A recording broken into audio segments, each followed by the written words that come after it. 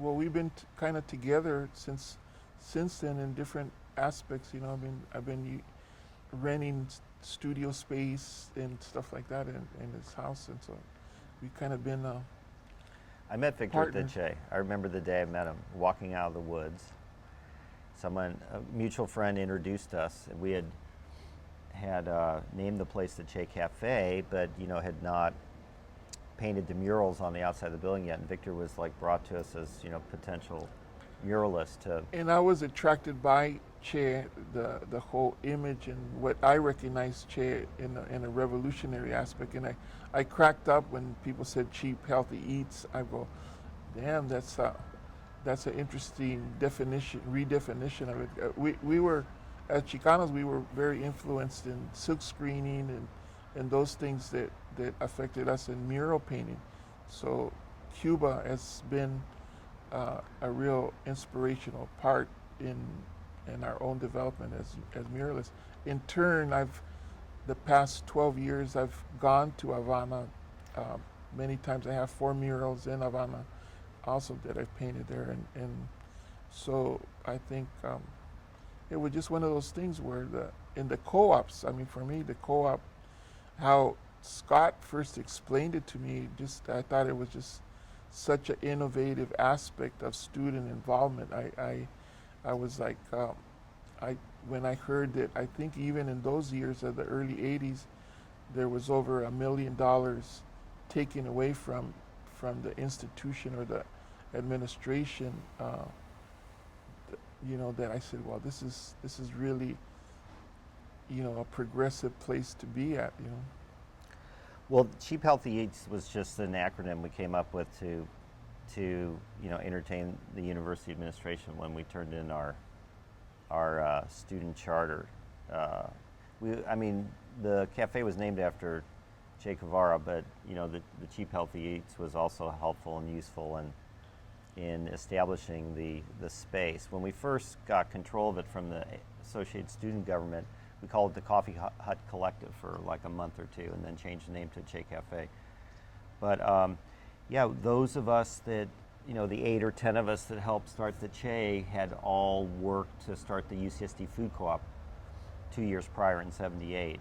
And the university administration was giving up this space. It was operated as a dining facility, and they proposed to turn it into a faculty club. And then the AS government said, well, that's really a space that belongs to the students. It used to be the old student center, and there was a deal made. And the food co-op people said, well, we'll operate it as a vegetarian restaurant and alternative cultural center programming space. And so that's how the Che started. And so I think, Victor, I met you, it was just, maybe 2 months after we got control of the facility. So before we start painting, you start painting the murals or teaching us how to paint the murals on the place as well. But so it's amazing that it's lasted this long in one form or another. I mean, for 36 years now, I guess. It's seen its better days, It's But it's always had kind of like this rustic look.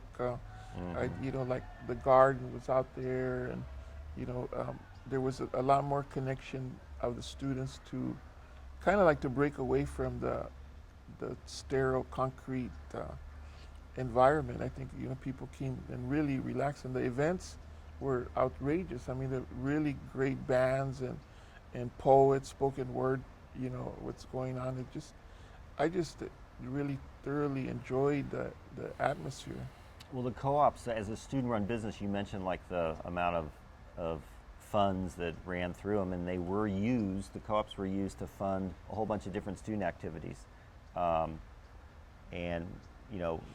Organizing campaigns. The Che was like a, headquarters for different student groups that would meet here. Like you said, there was cultural stuff going on, concerts and poetry readings, and it was primarily initially, a health food restaurant.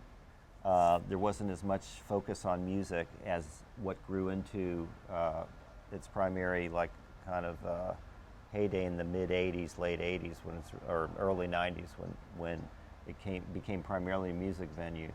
So at the beginning, it was more of a alternative space that the student co-ops ran. People studied non-hierarchical decision making, but we also just made a living here. I mean, it was our jobs, and fortunate enough to, make money and be able to operate this cultural center. And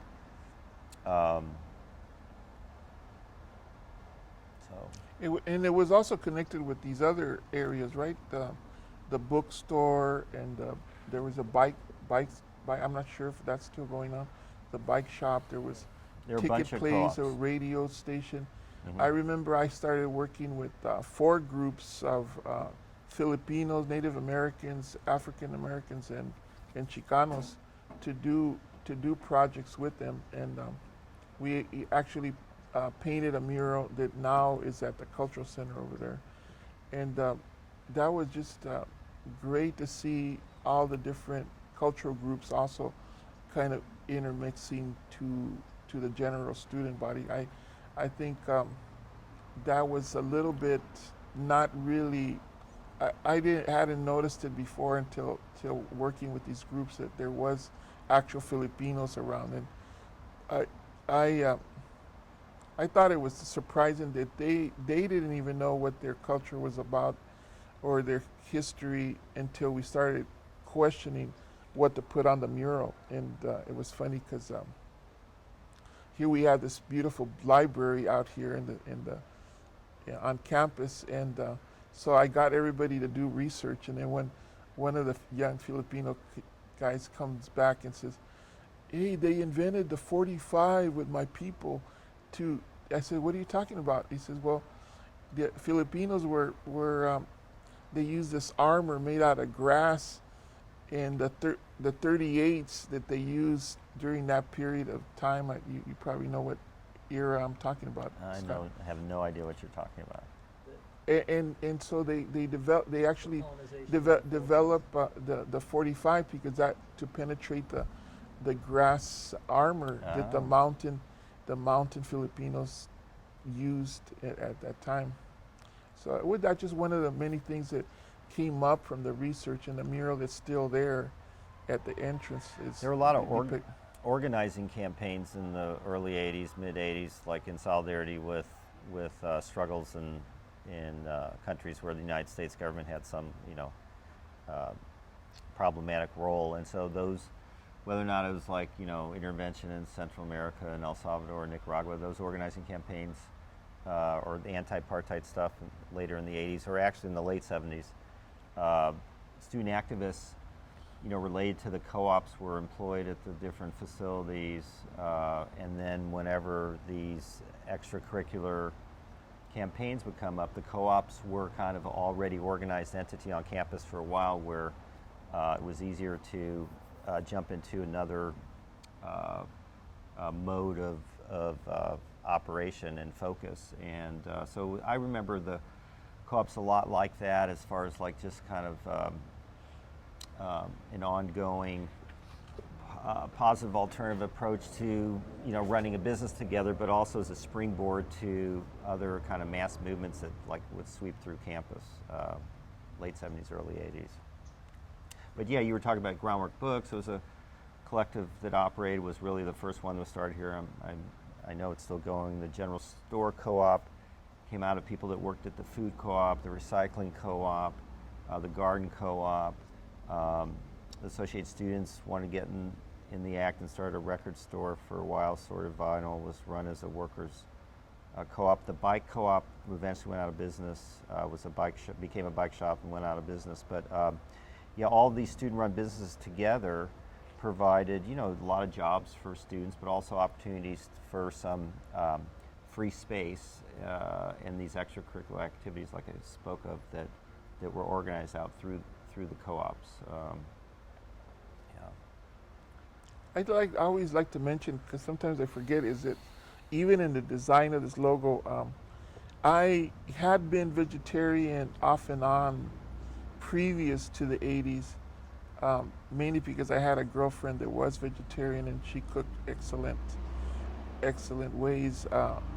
But it was such a crack up for me to think vegetarian and che at the same time. So the color uh, hues that I use were kind of coming from sprouts and from other things that I saw in the garden. And even the lettering design, I was thinking of corn husks, and which is something that Mexicans use as their main staple diet. And so, just for historical purposes, I think it should be mentioned that the greens and the yellows and that were part of the influence of how important vegetarian cuisine was. I didn't really know that much about tofu until I got here. We had like everything from tofu menudo to tofu ice creams to everything was being made here. It was like a laboratory, and people had, a lot of people had that knowledge of cooking that way. But I certainly was learning leaps and bounds as far as Well, diet. that defines a lot of the people that were definitely involved in the food co-op and the Che were, food activists, and so it was like a whole. There were not alternatives on campus at that time, and that's one of the reasons both these co-ops came into being. Is people wanted to just provide better quality food. It was the beginning of the health food movement, and Didn't the bakery and other parts of San Diego also sprout out of that? Rebel Bakers in Ocean Beach was, yeah, a lot of Che people went and worked in originally, and but also the guy that started that, the two individuals came from the anti-nuke movement from Seabrook, were activists from Seabrook and came out here and got involved with anti-nuke organizing we were doing in Ballast Point or Diablo Canyon, and then, started a bakery and then left and gave it to the Che people to operate. But Rebel Bakers, operated in Ocean Beach for about, 7 or 8 years, became part of OB People's Food Co-op, where some of us went to work. Yeah, and, no, a lot of us were food oriented activists. That was definitely part of the genesis of why these organizations sprang up. But also, people were into these other activities, and so that also defined the co-ops, as far as their non-food other issues that became involved with them.